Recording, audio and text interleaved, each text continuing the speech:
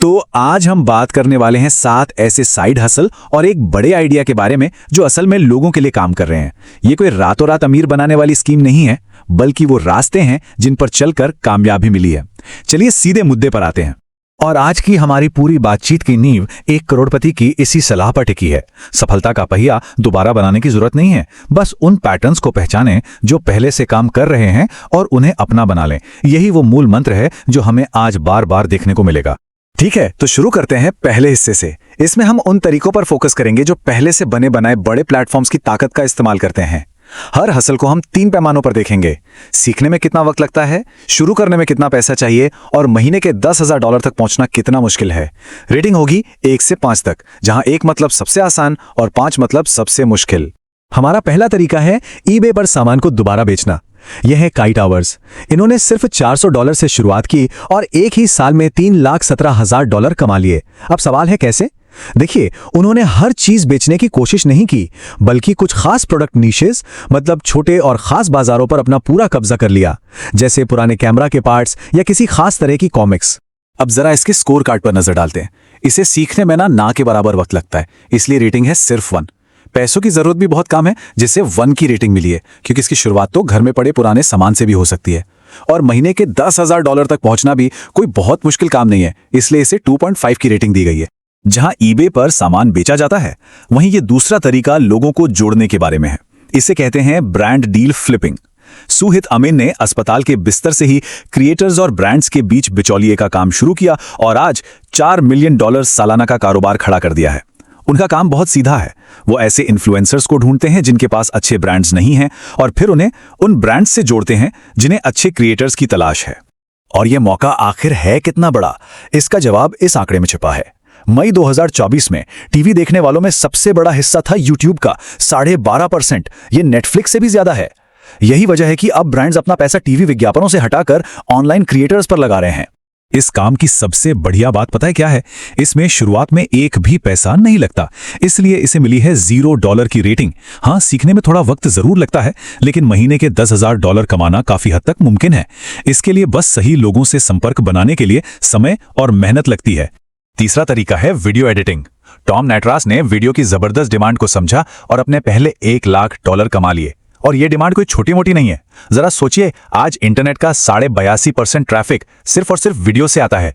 और ये सिर्फ फिल्मों के लिए नहीं है, बल्कि यूट्यूब वीडियोस, इंस्टाग्राम रील्स और कंपनियों के विज्ञापनों के लिए भी है। लेकिन एक सवाल सबके मन में आता है, क्या एआई वीडियो एडिटर्स की जगह ले लेगा? देखिए, एआई क्लिप्स काट सकता है, पैटर्न की नकल कर सकता है, लेकिन एक इंसान ही कहानी में भावनाएं डाल सकता है, कुछ नया सोच सकता है और दर्शकों में एक उत्सुकता जगा सकता है। सीधी सी बात है, एआई नकल करता है और इंसान रचना करता है। इस हुनर को सीखने में थोड़ा वक्त लगता है, इसलिए रेटिंग 3 है। लेकिन अच्छी बात यह है कि इसे शुरू करने के लिए बहुत महंगे सामान की जरूरत नहीं। एक ठीक ठाक कंप्यूटर से भी काम चल जाता है। महीने में $10,000 तक पहुंचना थोड़ा मुश्किल हो सकता है, पर यह बिल्कुल संभव है। तो ये तो थे वो तरीके जहां हम दूसरों के प्लेटफॉर्म इस्तेमाल कर रहे थे। अब बात करते हैं दूसरे लेवल की, जहां अपना खुद का ब्रांड बनाना शामिल है।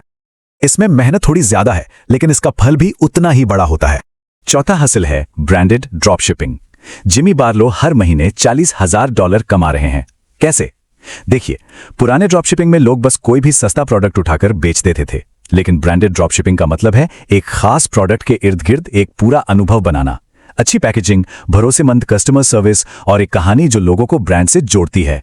मतलब ये सिर्फ प्रोडक्ट बेचना नहीं, ये भरोसा बेचना है। और ये समझना बहुत जरूरी है कि ये कोई जल्दी अमीर बनने का तरीका नहीं है। ये एक मैराथन है, कोई 100 मीटर की दौड़ नहीं। पहले महीने में तो बस शुरुआत और टेस्टिंग होती है, तीसरे महीने तक जाकर पहली बिक्री शुरू होती है और 6 महीने की लगातार मेहनत के बाद एक स्थिर मुनाफा मिलना शुरू होता है। इसे सीखने में वक्त लगता है, इसलिए रेटिंग 4 है, क्योंकि इसमें मार्केटिंग और ब्रांडिंग भी सीखनी पड़ती है। लेकिन इसे शुरू करने के लिए पैसों की जरूरत बहुत कम है। और हैरानी की बात यह है कि एक बार ब्रांड जम जाए तो महीने के $10,000 तक पहुंचना ज्यादा मुश्किल नहीं रहता, इसलिए इसे 2 की रेटिंग मिली है। पांचवां तरीका है ब्रांड आइडेंटिटी डिजाइन करना। जैक वॉटसन ने अपनी बोरिंग नौकरी छोड़ी और कंपनियों के लिए पूरा पैकेज डिजाइन करना शुरू किया और अपना पहला $20,000 का महीना कमाया। पूरा पैकेज मतलब सिर्फ लोगो बनाना नहीं, बल्कि website design, social media templates और ब्रांड की पूरी पहचान तैयार करना। और ये बाजार 2032 तक $40 अरब तक पहुंचने का अनुमान है।